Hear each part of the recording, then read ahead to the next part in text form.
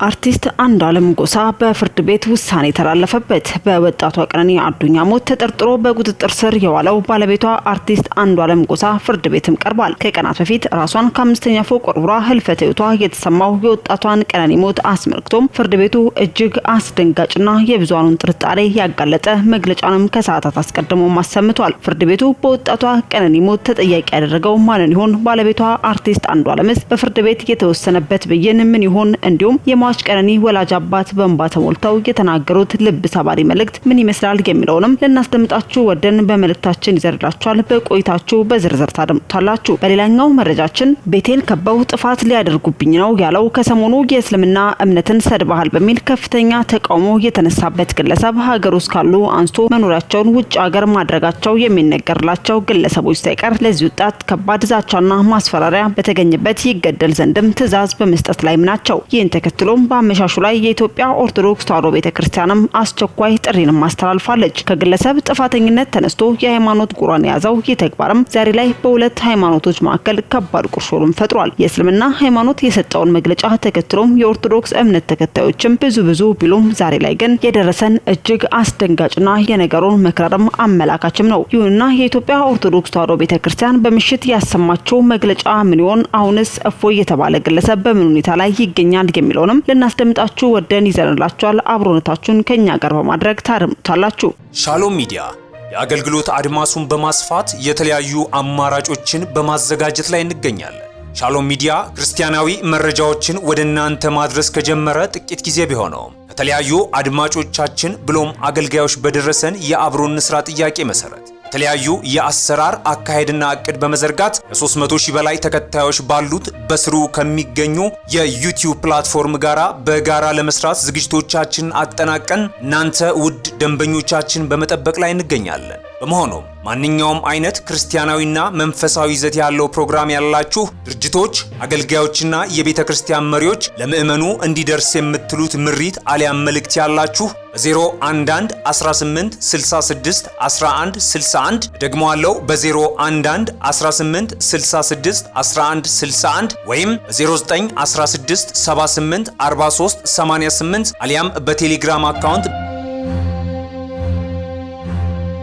አድራሻችን ልታገኙን ትችላላችሁ። ሻሎም ሚዲያ።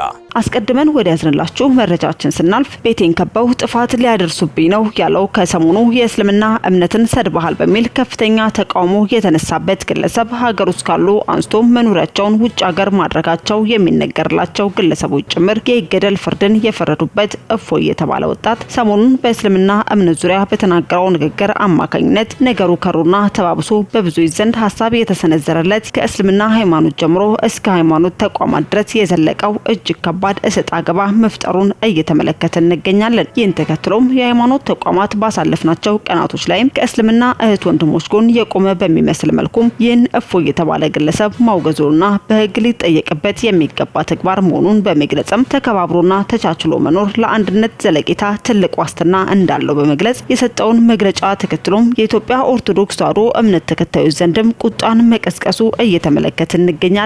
በዚህ ቅሬታ ያደረባቸው ኦርቶዶክሳውያንም ያለ ሕግ ፍርድን የግድያ ቅስቀሳ ማድረግ ወንጀል ነው። እስከምናውቀው ድረስ የኢትዮጵያ ለሃይማኖት የማይወግን ሕገ መንግስት ያላት ሀገር እንጂ በሸሪያ የምትተዳደር ሀገር አይደለችም። በመሆኑም የሚያስቆጣ ነገር ሲኖር ወደ ሕግ መውሰድ እንጂ በደቦ ለመግደል መነሳት ትልቅ ስህተት ነው። ሰው ሁሉ ፍርድን በእጁ አድርጎ መገዳደል ከጀመረም የሚነደው እሳት መጥፊያም ጭንቅም ይሆናል። 2 የሃይማኖት ውይይት ክርክር መደረጉ አስፈላጊና የማይቆም ነገር ነው። ሁሉም ሃይማኖቶች ዕቅበተ እምነትን የመስራትና ሌላውን ወደ ራስ የማምጣት ኃላፊነት አለባቸውና 3ኛ በውይይቶች ምን አይነት መንገድ እንከተል የሚለው ወሳኝ ነገር ነው። ደብል ስታንዳርድ አያስኬድም። እኔ እንደ ልቤ ልናገር፣ ሌሎች ግን እንደፈቀድኩ ልክ ብቻ ይናገሩ ማለትም ፍትሃዊም አይሆንም። ዘላለማዊ እውነት ከሚፈለግ ሃይማኖት የሚጠበቅ ለራስም ለሌሎችም አንድ አይነት መስፈርትን ማውጣት ነውና በመሆኑም አንዳንድ ጠንከር ያሉ የዕቅበተ እምነት አካሄዶች የሚያወግዘው በሁለቱም በኩል ያለውን ቢያወግዝ ቢያንስ ፍትሃዊ ይሆናል።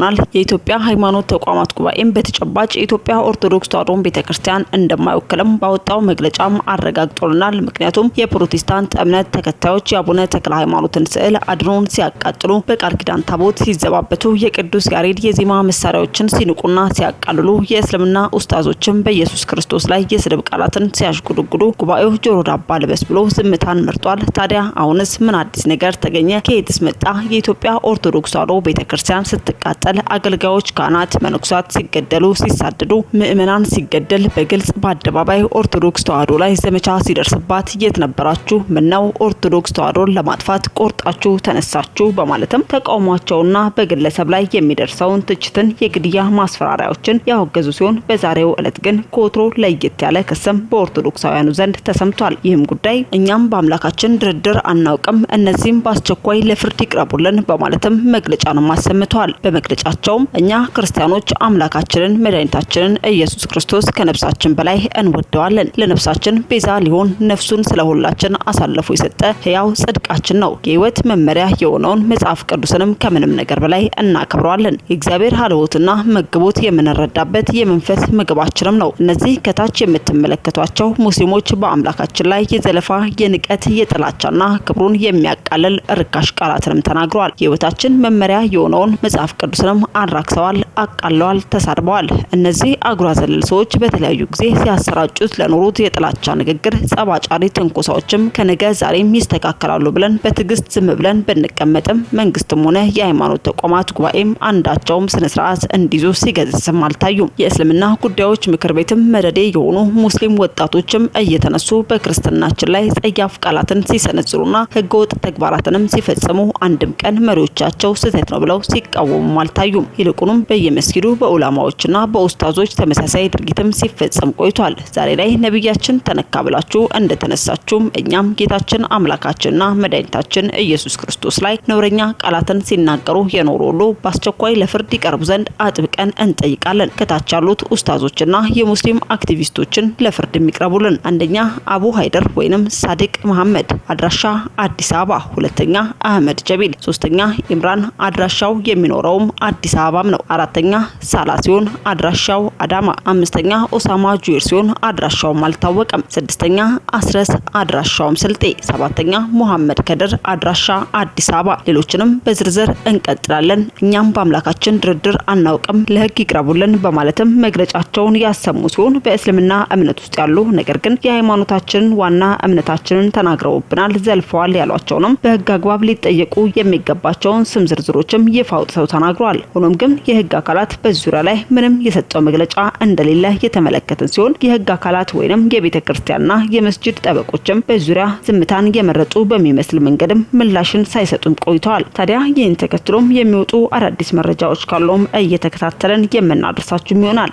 አስከትለን ወደ ያዝረላችሁ መረጃችን ስናልፍ ከሰሞኑ ከቀናት በፊት በሞት ያጣናት ወጣቷ ቀነኒ አዱኛ ህልፈተ ሞቷ አስደንጋጭና ያልተጠበቀ ሆኗል። በተለያዩ ስራዎቿ ላይ አሻራዋን ያኖረችው ወጣቷ ቀነኒ አዱኛ በሞዴሊንግና በማስታወቂያ በተጨማሪም በፊልም ኢንዱስትሪው ላይም እንዲሁም በዲዛይነርነትም ተጽዕኖ በመፍጠር ላይ ትገኝ የነበረችው ተወዳጇ ቀነኒ ህልፈተ ሞቷን አስመልክቶ እጅግ አነጋጋሪ ጉዳዮች በመነሳት ላይ በሚገኙበት በዚህ ወቅት ላይም ከፍርድ ቤት የወጣው በቀነኒ ሞት ዙሪያ በተጠርጣሪ በፖሊስ ቁጥጥር ስር በሚገኘው የሟች ባለቤቷ አርቲስት አንዷለምን ተከትሎ ከፍርድ ቤት የወጣው መግለጫ እጅግ አስደንጋጭና ያልተጠበቀ ሆኗል። ታዲያ መጋቢት አንድ ህልፈተ ሞቷ የተሰማው ወጣቷ ቀነኒም ህልፈቷን እውነታውን የገለጠላት ሞቷ ጭቆናውን ይፋ ያወጣላት አሳዛኝ ሴትም ናት። ከሞዴል ቀነኒ ስርዓተ ቀብር በኋላም እየወጡ ያሉ መረጃዎችም ከሞቷ በላይ ልብን የሚሰብሩም ሆነዋል። ወጣቷ ቀነኒ በከባድ ተስፋ መቁረጥ ውስጥ እንደነበረች የሚያሳዩ የጽሁፍ መረጃዎችም የወጡ ሲሆን ከቀብሯ በኋላም ከቅርብ ጓደኞቿ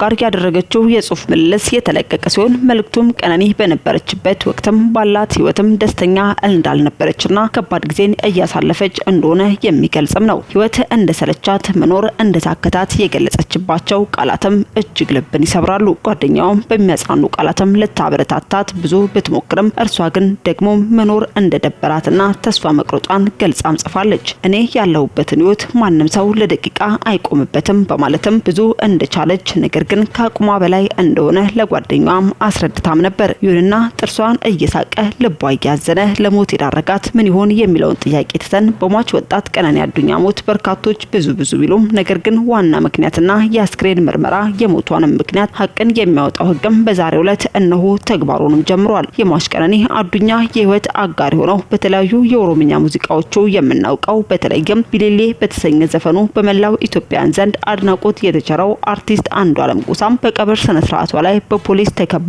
መቅበሩም ይታወሳል። ዛሬ ላይ ደግሞ ፍርድ ቤት መቅረቡም ተገልጿል። ፍርድ ቤቱም የራሱን ውሳኔም እንዲህ ሲልም አሰምቷል። አርቲስት አንዱዓለም ጎሳ በቀነኒ ሞት ተጠርጥሮ ፍርድ ቤት ቀረበ። አርቲስት አንዱዓለም ጎሳ በእጮኛው ቀነኒ አዱኛ ሞት ተጠርጥሮ ከታሰረ ከሁለት ቀን በኋላም ፍርድ ቤት መቅረቡን ጠበቃውም ለሚዲያዎችም ገልጿል። ፖሊስ እስካሁን አሻራ ማንሳቱና አስክሬኑ ወደ ሆስፒታል በመላክም የአስክሬን ምርመራ ማድረጉን ገልጾም የሰው ማስረጃዎችን በማሰባሰብ ላይ እንደሚገኝም ተናግሯል።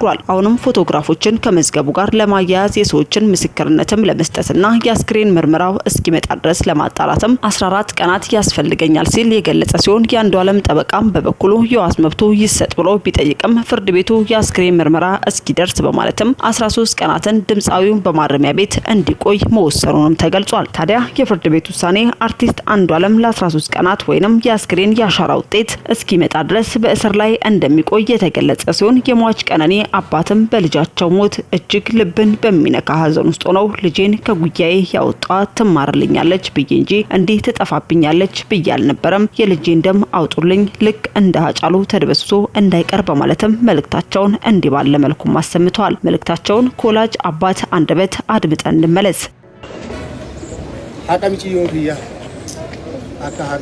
ልጄ ፍትህ እንዲሰጣት እንደ ሀጫሉ ፍትህ አጥታ እንዳትቀር አደራላለሁ። እኔ አስተምሬ ላኳት እንድትሰራ እንጂ እንድትሞት አይደለም።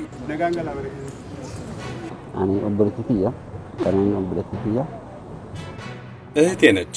እኔ ነኝ ያሳደግኳት። የዛን ቀን ሌሊት 6 ሰዓት ላይ ደውላልኝ ስለ ስራ ጉዳዮች እየተወያየን ነበር።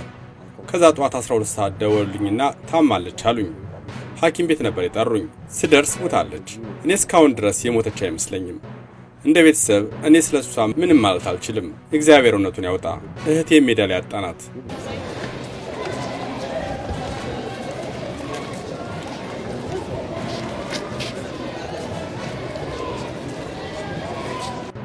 ጉያ ተቆንም ተቆጅ ነው ወልክ ዱኤምፒ እናማ ጉያ ተቆንም ሞት ሙፈቺ አንድም ቀን ከሰው ጋር ተጋጭታ የማታውቅ ሰውን የማታስቀይም ሚዲያ ላይም ሆነ ከሰው ጋር የምትኖር ልጅ ነች። እህቴ ናት፣ እናቴ ነች፣ መካሬ ነች። አሁን ሞራሌ ተሰብሯል። ብዙ ነገሬን ያጣሁት። አሁን ሁሉም ቀርቷል። አሁን ምርመራው እስኪጣራ ምንም ማለት አልችልም። መላው ቤተሰብ ትልቅ ሀዘን ውስጥ ነው። አሚደንቱ ያስጨበ ዋሂዱን ደበ ካሮሮ ሂዱ ወጅንቀማ ካሮሮ ረሙሁ